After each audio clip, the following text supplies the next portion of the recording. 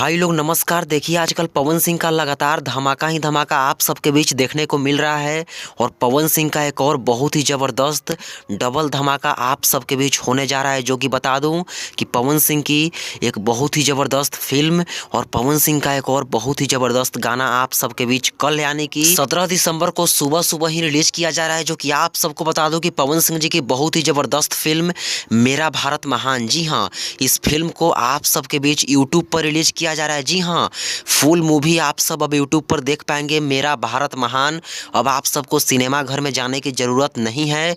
इस फिल्म को आप सबके बीच यूट्यूब पर कल सुबह यानी कि 17 दिसंबर को सुबह सुबह 6 बजे world wide record Bhojpuri YouTube channel के माध्यम से रिलीज़ किया जा रहा है। बहुत ही ज़बरदस्त फिल्म है भाई लोग।